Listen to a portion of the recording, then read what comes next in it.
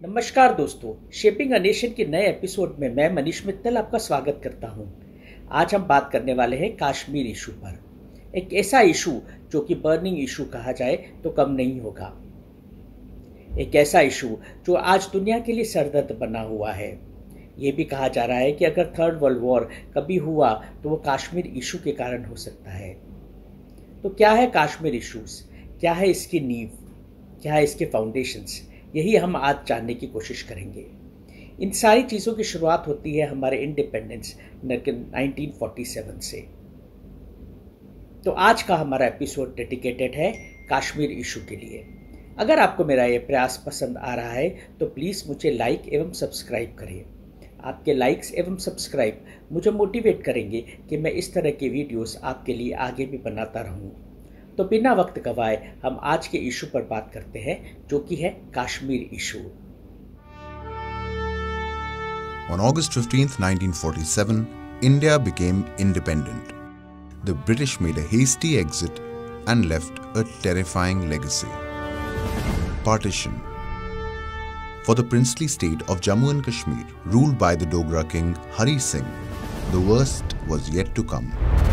On October 22, 1947, a tribal militia from Pakistan invaded Kashmir and sparked the first India-Pakistan war. The story of this barbaric invasion is often subsumed by the larger narrative of the war that ensued. In August 1947, the area of the princely state of Jammu and Kashmir was about 2.6 lakh square miles. 2 months later, tribesmen from Pakistan invaded the princely state that led to the first India-Pakistan war. After the war, a ceasefire line was drawn based on the actual positions held by the two armies. This resulted in India retaining about 65% of Kashmir, while the remaining 35% remained under Pakistan's occupation. जैसा कि आपको मैं पिछले episode में बता चुका हूं कि इंडिया और पाकिस्तान को इंडिपेंडेंस मिली थी 1947 में, अगस्त में। और इसी के साथ जो प्रिंसली स्टेट्स थे उसके साथ जो ब्रिटिशर्स का एग्रीमेंट ऑफ पैरामाउंसी था वह भी लैप्स हो गया था, जिसके कारण प्रिंसली स्टेट्स को यह अधिकार मिला था कि वे चाहे तो पाकिस्तान में शामिल हों, वे चाहे तो हिंदुस्तान में या भारत में शामिल हों, या चाहे तो अपने आप को एक इंडिपेंडेंट नेशन घोषित कर दें। तो 1947 15 अगस्त तक इंडिया के अंदर 549 प्रिंसली स्टेट्स ने इंडिया में एक्सेशन स्वीकार कर लिया था। सिर्फ 3 स्टेट्स बचे थे, जूनागढ़, हैदराबाद और कश्मीर, जिन्होंने अपना letter of accession Indian government को नहीं दिया था। इसमें हम जूनागढ़ की बात पिछले एपिसोड में कर चुके हैं।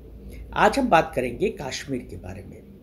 कश्मीर जूनागढ़ से इसलिए अलग था क्योंकि कश्मीर का ज्योग्राफी एकदम अलग था। कश्मीर के ज्योग्राफी में इसके जो बॉर्डर्स थे वो दोनों कंट्रीज़ को लगते थे, India as well as Pakistan.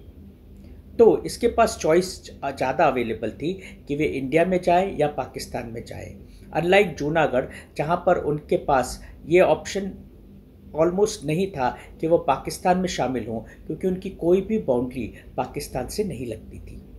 लेकिन कश्मीर बहुत बड़ी अपनी बाउंड्री शेयर करता था इंडिया से एवं पाकिस्तान से। तो उनके राजा जो हरी सिंह थे वे ये नहीं चाहते थे कि वे किसी भी कंट्री के अंदर जाएं, मतलब किसी भी कंट्री के साथ एक्सेशन करने के लिए वे इच्छुक नहीं थे।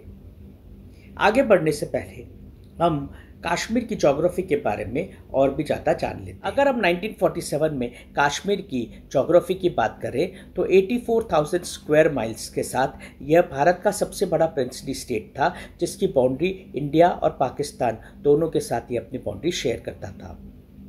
यहाँ पर 3 डोमिनेंट रीजन्स में हम इसे डिवाइड कर सकते हैं, जम्मू रीजन, कश्मीर वैली एवं लद्दाख रीजन। इन तीनों की जो पॉपुलेशन डेंसिटी थी वह अलग अलग थी। पूरे कश्मीर की पॉपुलेशन 4 मिलियन थी। जम्मू क्षेत्र जो था वह वहाँ पर हिंदू और मुस्लिम ऑलमोस्ट इक्वल पॉपुलेशन में थे। उसके बाद कश्मीर वैली, जहाँ पर मुस्लिम मेजॉरिटी थी, 98% वहाँ पर मुस्लिम्स रहते थे एवं 2% हिंदूस रहते थे, जिन्हें कश्मीरी पंडित कहा जाता है। इसके बाद लद्दाख की तरफ बढ़े तो लद्दाख में प्रीडोमिनेंटली बुद्धिस्ट लोग थे। ये एरिया चाइना के पास पड़ता था, तिब्बत के पास पड़ता था। तो इस तरह तीनों एरिया में जो लोग थे वो अलग अलग एथनिसिटी से के थे, अलग अलग रिलीजियस बिलीफ्स के थे। और टोटल पॉपुलेशन अगर हम देखी जाए तो 77% पॉपुलेशन जो कश्मीर की थी वो मुस्लिम्स थी, 20% हिंदूज थी एवं 3% बुद्धिस्ट एंड अदर रिलीजन के लोग यहाँ पर रहते थे। तो इस तरह यहाँ की मेजॉरिटी पॉपुलेशन मुस्लिम थी। ज्योग्राफी के बाद बात करें कश्मीर की हिस्ट्री की तो कश्मीर मुगलों के अधीन एक राज्य था। इसके बाद इस पर अफ़गानियों का हमला हुआ और अफ़गानियों ने इसे जीत लिया। अफ़गानियों को हराया राजा रणजीत सिंह ने और इसके बाद यहाँ पर सिख साम्राज्य का राज्य स्थापित हुआ। 1846 में फर्स्ट इंडो सिख वॉर में सिखों की हार हुई ब्रिटिशर्स के साथ। इस हार के बाद अंग्रेज़ों ने इसको बेच दिया गुलाब सिंह डोगरा को 75 लाख नानकशाही रुपीस में, जो कि $1 मिलियन के बराबर था। इसके बाद यहाँ पर डोगरा राजाओं का राज्य चला। 1846 से 1947 कश्मीर एंड जम्मू एंड कश्मीर एक प्रिंसली स्टेट था ब्रिटिश इंडिया के अंदर। 1947 के समय इसके राजा थे राजा हरी सिंह। राजा हरी सिंह नहीं चाहते थे कि कश्मीर भारत या पाकिस्तान का एक हिस्सा बने। वे कश्मीर को एक इंडिपेंडेंट स्टेट के रूप में देखते थे और इसके लिए उन्होंने 1947 में इंडिया और पाकिस्तान से स्टैंड स्टिल एग्रीमेंट साइन करने की कोशिश की थी, जिसे पाकिस्तान ने तो साइन कर दिया था लेकिन हिंदुस्तान ने इसे साइन करने से मना कर दिया था। हालांकि वे इसकी जो टर्म्स एंड कंडीशन थी कि free movement of goods and services होगा जम्मू एंड कश्मीर और इंडिया एवं पाकिस्तान के बीच में, उससे उन्हें अबाइड किया, उससे उन्हें माना। जबकि पाकिस्तान ने स्टैंड स्टिल एग्रीमेंट साइन किया था, लेकिन उसके बावजूद उन्होंने आगे चलकर जम्मू एंड कश्मीर के सप्लाईज को रोक दिया था और फूड एंड पेट्रोल एक्सेट्रा जो पाकिस्तान के रास्ते कश्मीर में आने वाले थे उसके सप्लाईज को इन्होंने रोक दिया था। पाकिस्तान के गवर्नर जनरल मोहम्मद अली जिन्ना हमेशा कश्मीर को पाकिस्तान का एक हिस्सा देखते थे। वे कोशिश कर रहे थे कि किसी भी तरह वे राजा हरी सिंह को मना लें ताकि वो इंस्ट्रूमेंट ऑफ एक्सेशन पर साइन कर दें और कश्मीर पाकिस्तान का एक हिस्सा बन जाए। लेकिन राजा हरी सिंह किसी भी बात पर राज़ी नहीं हो रहे थे। इसी के चलते मोहम्मद अली जिन्ना ने स्टैंड स्टिल एग्रीमेंट के जो free movement of goods and services था उसको तोड़ दिया और पाकिस्तान की तरफ से आने वाली जो भी गुड्स एंड सर्विसेज थे उन पर रोक लगा दी। उन्होंने देखा कि राजा हरी सिंह पर इसका भी कोई असर नहीं हो रहा है तो उन्होंने आर्म्ड इन्वेशन की सोची।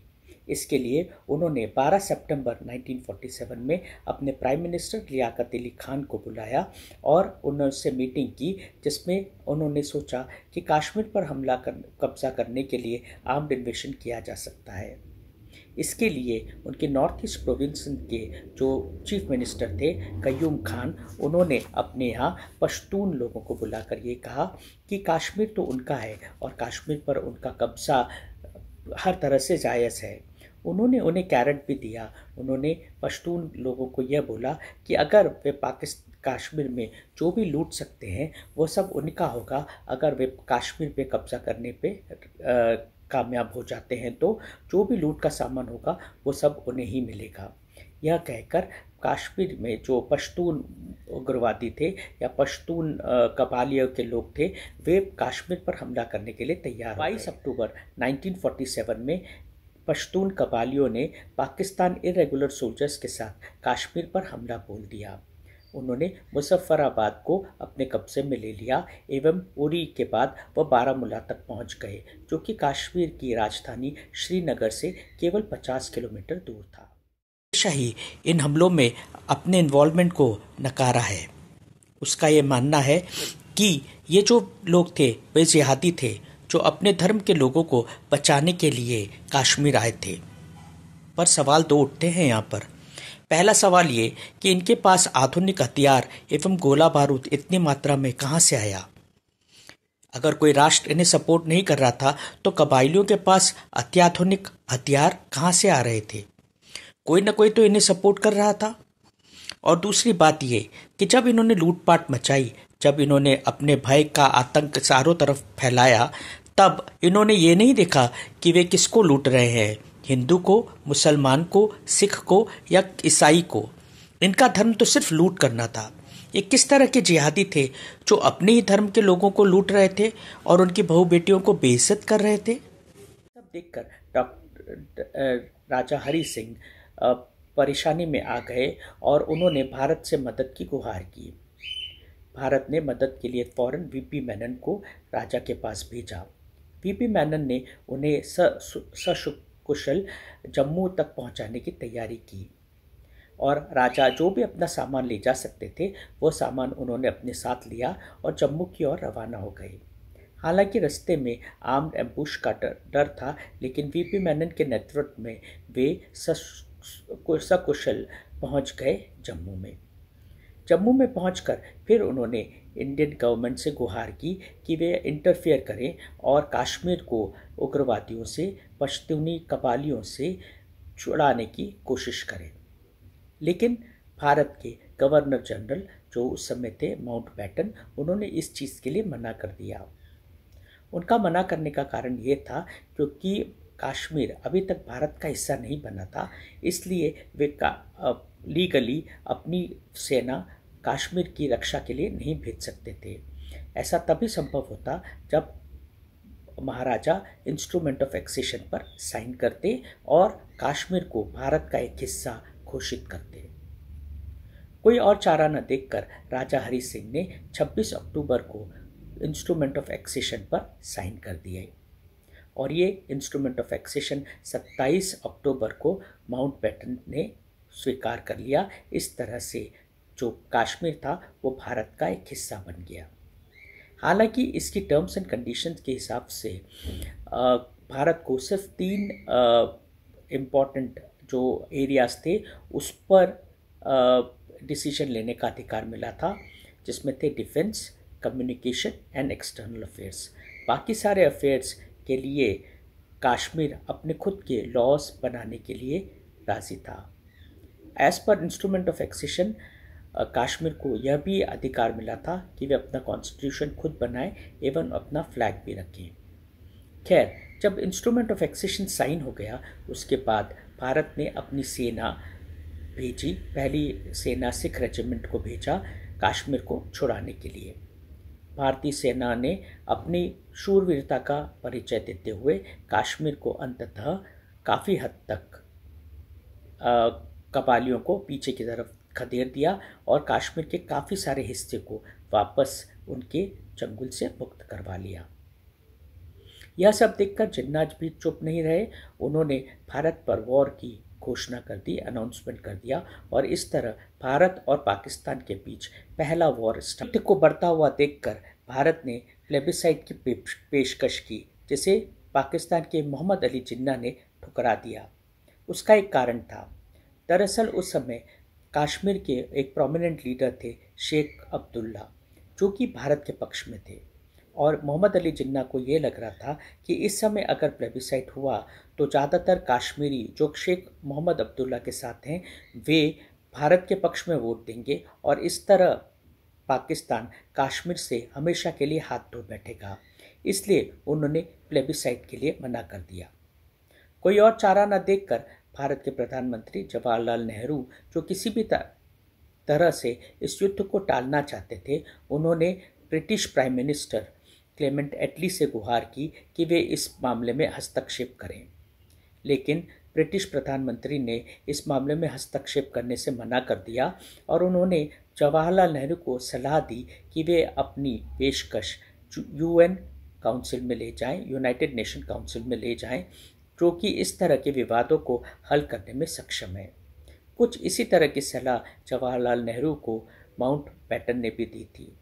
इन सलाहों को मानते हुए नेहरू ने अंततः 1 जनवरी 1948 में इस कश्मीर इशू को यूएन सिक्योरिटी काउंसिल में रेस किया। 13 जुलाई 1948 में यूएन सिक्योरिटी काउंसिल ने जो रिजोल्यूशन पास किया उसने भारत और पाकिस्तान दोनों को तुरंत युद्ध बंद करने की नसीहत दी। साथ ही ये कहा कि प्लेबिसाइड यूएन के नेतृत्व में इंस्पेक्शन में होगा, लेकिन उसके लिए कुछ शर्तें रही थी। ये शर्त थी कि पहले पाकिस्तान अपनी ट्रूप्स कश्मीर से हटाए, फिर इंडिया अपनी ट्रूप्स कश्मीर से हटाए और उसके बाद यूएन के नेतृत्व में यूएन के इंस्पेक्शन में यह प्लेबिसाइड किया जाएगा। लेकिन ये सारी जो शर्तें थी वह पूरी नहीं हो पाई। पाकिस्तान ने कभी भी कश्मीर को मिलिटराइज नहीं किया, यानी कि अपनी सेना कभी भी कश्मीर से नहीं हटाई और इसलिए इस प्लेबिसाइड पे कभी अमल नहीं हो पाया इतने सालों में। खैर, फाइनली 27 जुलाई 1948 में यह एग्रीमेंट हुआ कि दोनों तरफ से सीज फायर होगा और जिन्होंने जो भी कंट्रीज़ ने जितना एरिया अभी इस समय ऑक्यूपाई किया हुआ है वह एरिया उनके द्वारा एडमिनिस्टर किया जाएगा। तो इस तरह से जम्मू एंड कश्मीर के दो हिस्से हो गए, एक पीओके पाक ऑक्यूपाइड कश्मीर जिसमें करीब 35% ऑफ एरिया कश्मीर का जो है वो पाकिस्तान के पास में चले गया, जिसमें मुजफ्फराबाद एवं गिलगित बाल्टिस्तान जैसे एरिया शामिल हैं। बचा हुआ जो एरिया था 65% वो इंडिया के पास रह गया, जिसमें श्रीनगर, लद्दाख एवं जम्मू एंड कश्मीर एरिया है। बाद में उसमें से 1965 में 10% से 15% एरिया जो है वो उसको चाइना ने अपने कब्जे में ले लिया, जिसे हम अक्साई चीन के नाम से जानते हैं। तो इस तरह इस समय पाकिस्तान के पास करीब 35%, इंडिया के पास करीब 45% और बाकी एरिया चाइना के पास है। इस तरह कश्मीर के 3 टुकड़े हो चुके हैं। इसके बाद भी सुलह की काफ़ी कोशिशें की गई, जिसमें शिमला एग्रीमेंट शामिल है और उसके बाद जो एरिया जो बाउंड्री थी उसे लाइन ऑफ कंट्रोल का नाम दिया गया, जो आज तक हिंदुस्तान और पाकिस्तान उस लाइन को मानते हैं। और शिमला एग्रीमेंट में यह भी हुआ कि अभी कश्मीर के बीच में जो भी मसला होगा वो दोनों देश आपसी बातचीत से हल करने की कोशिश करेंगे। पर जैसा कि आपको जानते हैं कि इस तरह की आपसी बातचीत कभी किसी नतीजे पर नहीं पहुंची है और कश्मीर आज भी एक ज्वलंत इशू बना हुआ है। तो ये था हमारी तरफ से कश्मीर के ऊपर एक अपडेट कि कश्मीर इशू क्या है और इसके क्या क्या कौन कौन से प्लेयर्स थे और क्यों ये इशू आज तक रिजॉल्व नहीं हो पाया है। अगर आपको ये प्रयास मेरा पसंद आ रहा है तो मैं एक बार फिर आपसे गुजारिश करूँगा कि मेरे इस प्रयास को लाइक एवं सब्सक्राइब करके सराहना कीजिए। आपके लाइक्स एंड सब्सक्राइब्स मुझे इस तरह के वीडियोस और बनाने की प्रेरणा देते हैं। अगले हिस्से में, इसके अगले एपिसोड में हम बात करेंगे तीसरे स्टेट की, यानी हैदराबाद की, और किस तरह हैदराबाद भारत का एक अभिन्न हिस्सा बना, इसके बारे में हम बातचीत करेंगे। धन्यवाद।